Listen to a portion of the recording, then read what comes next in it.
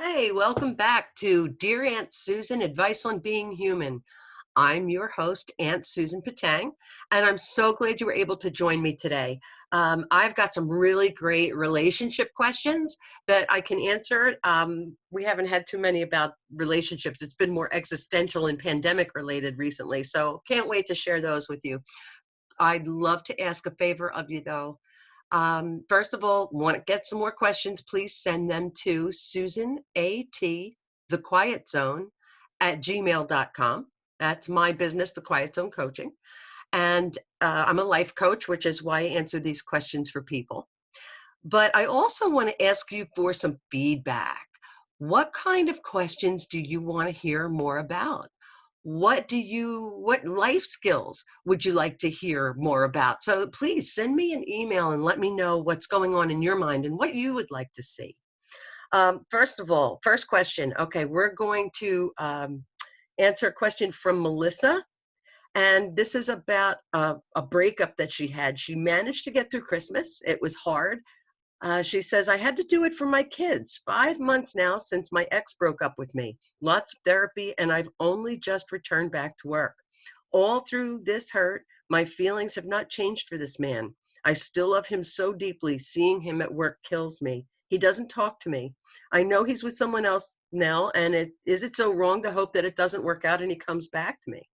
Ooh, boy. Wow. Well, the first thing that I'm hearing here is oh, well, it sounds like an awful lot of your self-worth has gotten caught up in this relationship. Um, that it's been 5 months now and you're only just now going back to work says to me that there is more going on here than just a breakup. Your self-esteem is involved with this. As I just said, I think that there might be some other, maybe there are abandonment issues or something else that's going on, and only you can answer those questions, Melissa. I don't have you in front of me here to ask them, but what I want you to consider is, why is this such a problem? Why is this bothering you so much? And yes, I'm really sorry that it's hurting you so much, and I know how painful it is to grieve the loss of a relationship. It's very hard sometimes, especially when we were really super attached. But you're working with this guy, it looks like. So you're having these constant reminders, which isn't going to help you. I would definitely look into the possibility of finding another job, first of all, and removing that stressor from your environment. Number two, I would start picking in again on, why is this such a huge issue to you that you've only now just gone back to work? Why is so much of your self-esteem caught up in this relationship? And also, now I want you to start working on your self-esteem a little bit. Start focusing on the wonderful things about you. Start focusing on this moment right now. Forget about the past. The past is gone. The breakup is over. It's happened. There's nothing you can do about it. He's with somebody else now. It's time to pick up the pieces and move on. And I know that's not what you want to hear. It's hard advice, but it's the truth. So let's focus on being mindful in the moment right now and being grateful for the little things that you have in your life. Like, and the big things too, like your kids, but focus on small things like, wow, I made it through another day. I got through a traffic light without it turning red. There was no big long line in the deli today. Yay for me, hooray. Focus on those little wins, the little small things that you can be grateful for. Focus on the present moment, because the past is gone, the future's not here yet. Focus on your self-esteem. Every day, give yourself little messages about all the wonderful things that you did. Okay, just like you do with the gratitude, like I just suggested. What I want you to do is to consider, wow, I did a good job with my makeup today, or oh, wow, I just said just the right thing to that person to make them feel good. And that's another really good way to overcome grief. And yes, remember the wonderful moments that you had with him and celebrate that's there's nothing wrong in remembering those things. But also, when you're focusing on the present moment, start focusing on giving away too, on giving out good things to other people. Try to seek out opportunities to be helpful, to be useful, to make other people feel good, because that's also going to help you with your healing. The second question that we have is from Bridget. And Bridget says, my hubby and I are trying to work things out. He has only bought me two gifts in the 25 years that we've been married. I mentioned to him 2 years ago that I would really love to have a gift for Christmas, but it never happened. Now, when we're trying to talk about fixing things in our marriage, I asked him that one thing I would really love is that I could at least get something small for him for Christmas. But as usual, I got nothing, not even the effort to look for something. Am I wrong to want him to get me something when he doesn't? When he doesn't, I feel like not trying anymore.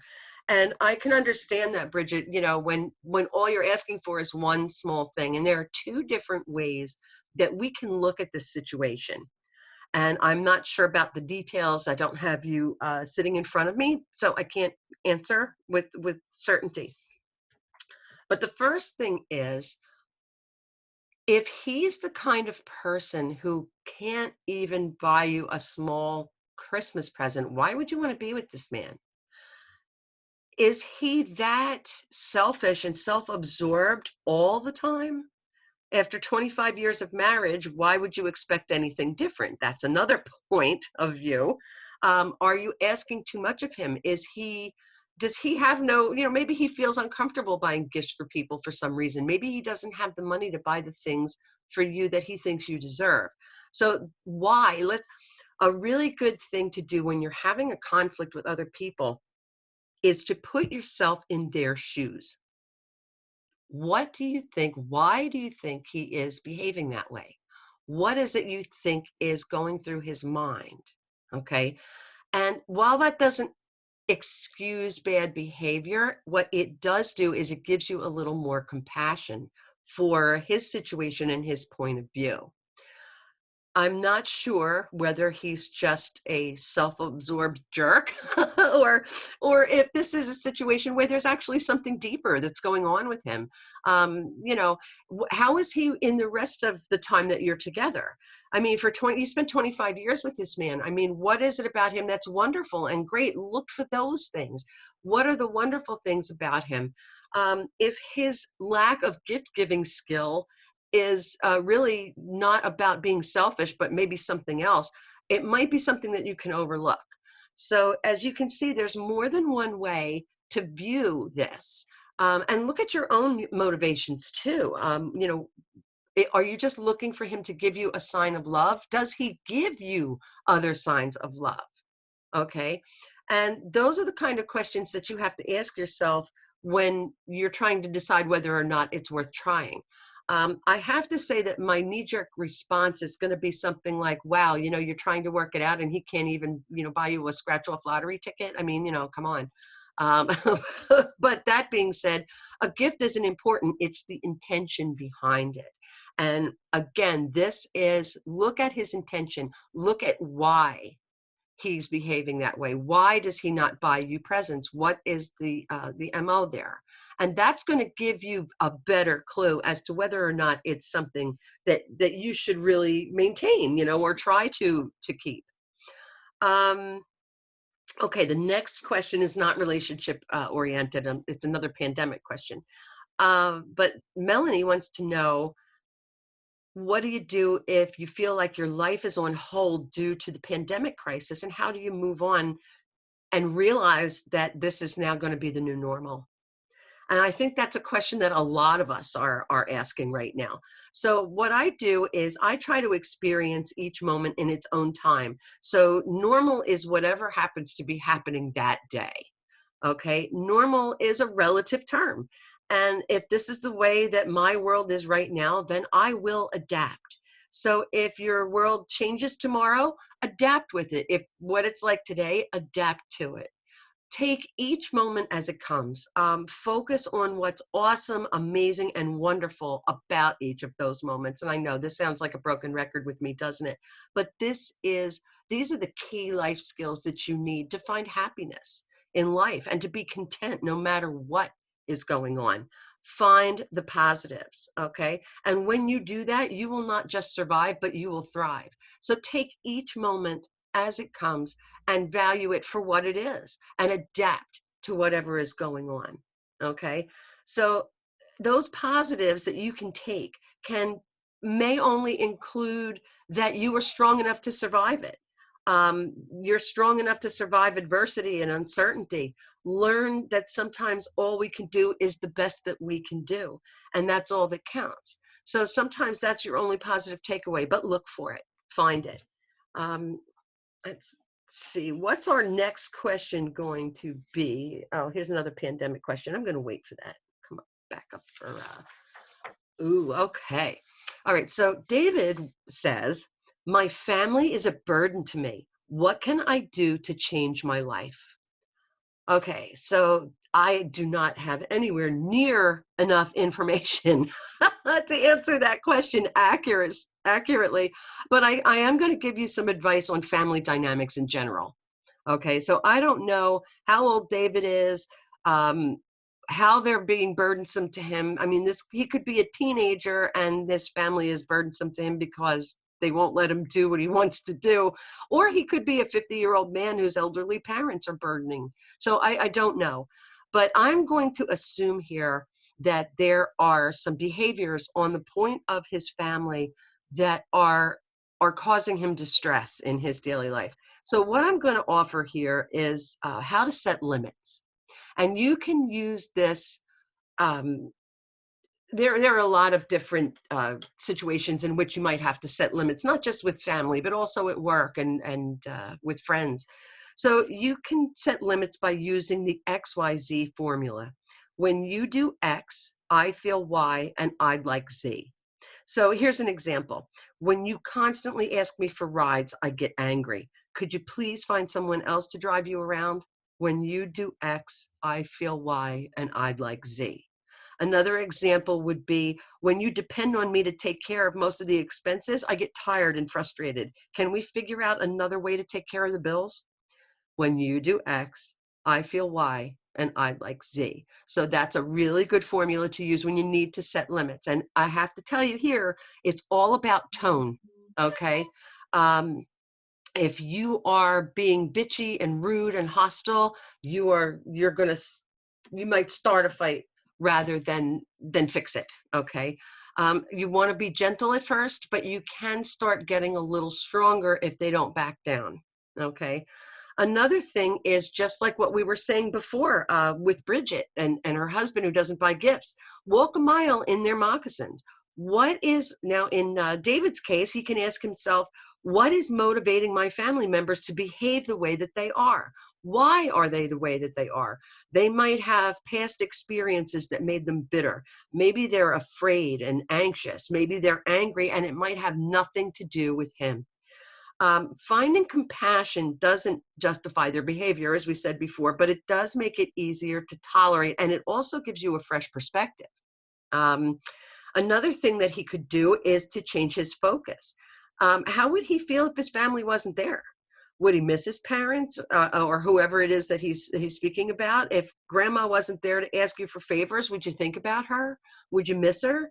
While you might find your family annoying, David, I'm sure that you still care about them and you would be upset if they were gone. So again, turn it around, reframe it, look for something positive, look for the gratitude, look for the wonderful part of your family. And then if you have to set your limit, set your limit. That's what you have to do. Let's see, what's the next question here? I know there's another, I thought there was another relationship question. Oh, okay, here we go. Now this one doesn't have to do so much with relationships, but it does have to do with other people. And it's from Ryan. And he says, despite working as hard as I can and doing everything right, I get nothing while the people who have destroyed me get what they deserve, what they don't deserve. What am I supposed to do about this? And wow, I hear a lot of anger and bitterness in this. It sounds like Ryan got crapped on and he's feeling bitter, and that other people are who he feels who have destroyed him are getting what they don't deserve, despite the fact that he's worked hard. And he's not going to like my advice, but here it is. Okay, number one, other people are going to do what they are going to do. We have no control over them. And sure, they shouldn't have done what they did, but guess what? They did. Adjust your expectation, okay? We do not have control over other people. And despite the fact that we think that they shouldn't behave in a certain way, they're going to do what they're going to do. Okay.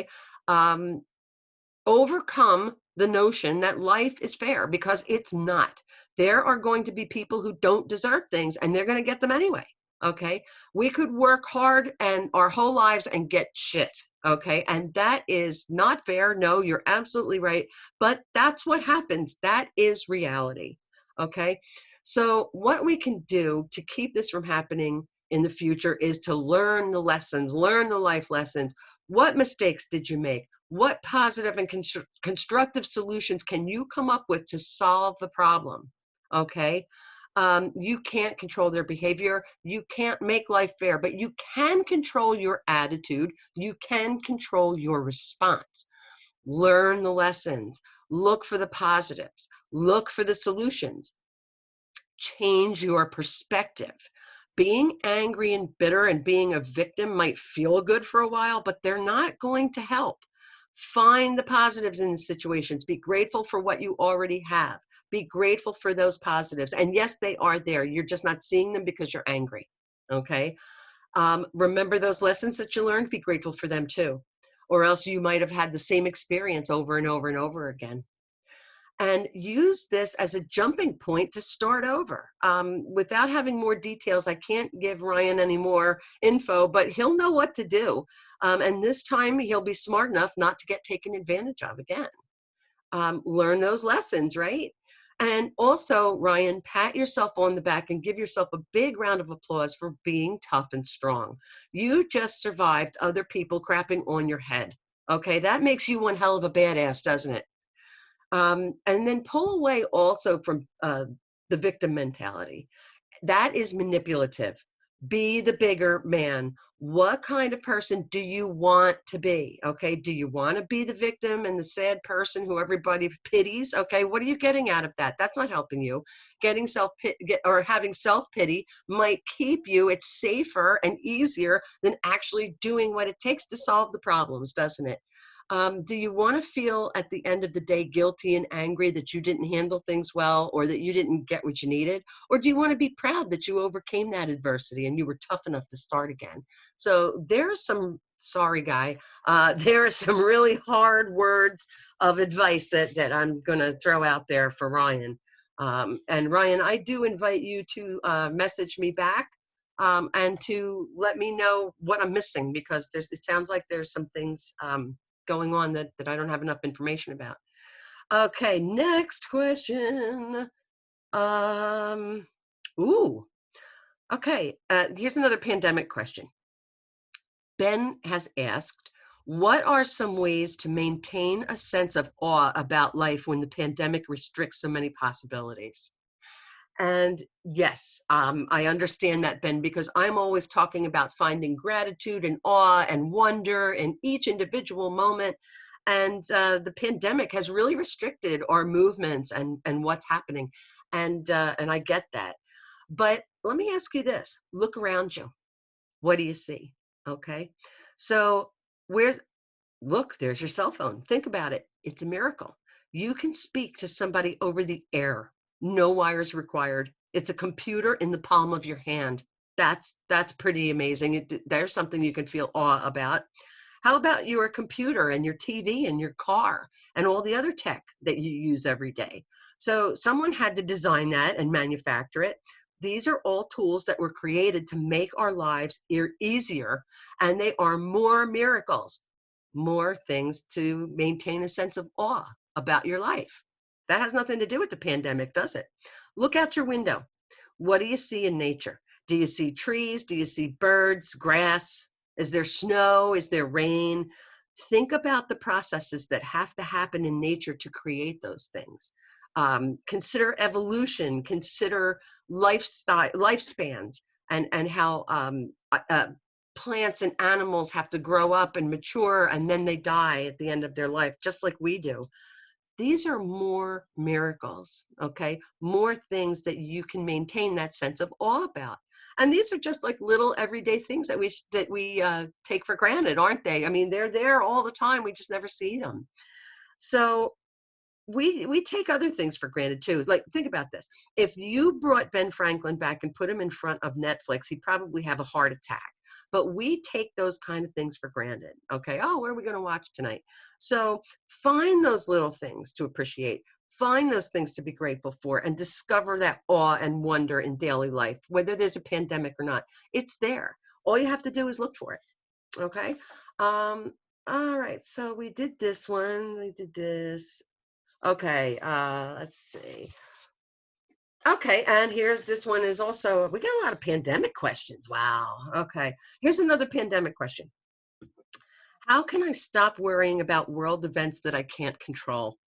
And James asked me that question. Well, you know what? Maybe that's not a pandemic question. There's an awful lot of bullshit going on out there, isn't there? Um, I would say the best advice I could give you would be to follow the old environmentalist saying, think globally and act locally. So, as individuals, we are not powerful enough to change events on a worldwide scale. We're just not. But, and forgive me for borrowing someone else's words again, we can be the change that we want to see. So, what are those things that bother you? Does it have to do with politics? Does it have to do with climate change? Does it have to do with the pandemic? Does it just have to do with people being assholes to each other, which is going on an awful lot lately, isn't it? Um, let's just say climate change is your bugaboo. Okay, let's use that as the example. You can't force companies to reduce their emissions, and you can't make everybody drive an electric car. But you can ask yourself, well, what can I do myself? So if you can afford to, you could drive a low emission vehicle or an electric car if you can afford it. You can make sure that you recycle as often as you can. You can make sure that you don't throw your trash out the car window.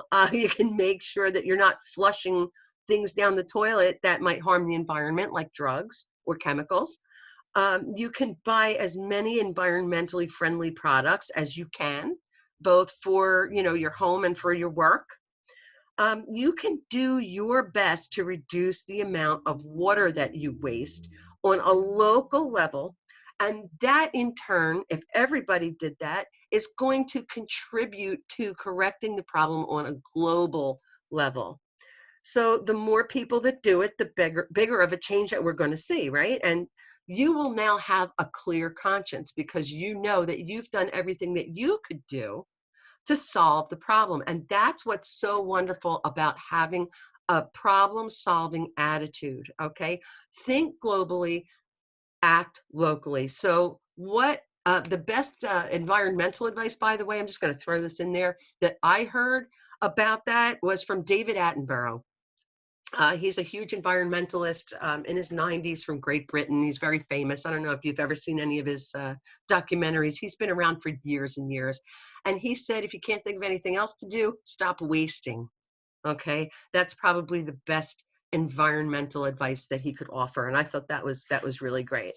So, okay, I think that's probably it for the questions, but I do have a takeaway that you can use for 2021. This episode is originally going to air on January 1st, 2021, and I kind of felt like there should be some recognition of the fact that we are passing from one hell of a year, 2020, into 2021. It's a new beginning. So let's start a new mindset for a new year. Sound like a plan? Okay. So let me ask you this. How much time do you spend worrying about the next thing that you have to do? How much time do you spend cringing over something that you did last week or last year or last month? And for me, it's usually something stupid that I said when I wasn't sure about what I was going to say. And that's our problem, okay, or part of our problem. And we were just talking about this, the combination of mindfulness and gratitude. So think about this. We spend 100% of our time in the right now. Drink that in, okay? Isn't it logical that our attention should be focused on, you guessed it, right now? So tell me this. How do your feet feel in your shoes right now? What emotion are you feeling? Are you happy? Are you sad? Are you frustrated? What is something that you're seeing around you that maybe you haven't noticed before? I'm actually looking at the marks in the wall. I painted over some old paint, and there's some marks in the wall, and they make really cool patterns. Very interesting to see. And the definition of mindfulness, okay, is, for me anyway, is being observant and curious and experiencing, immersing ourselves in the moment that we're in right now. And that includes our thoughts and our feelings and our bodies and our environment. So, starting this week, let's start paying attention to what's going on in the moment. Let's focus on this moment right now. Let's stop looking forward to the next thing that we're going to do, and let's focus on what we're doing now and enjoying this moment and making the most out of it that we can. Let's be grateful. Let's be solution oriented. Let's try to be positive. Let's put on a different pair of lenses through which to see the world, because that's where you're going to find happiness. Happiness is not a goal. Happiness is not something that you work towards. What I want you to do for 2021 is to stop saying to yourself, I will be happy when. I will be happy when I get this. I will be happy when I get this job. I will be happy on this at this time or when this event happens. Okay.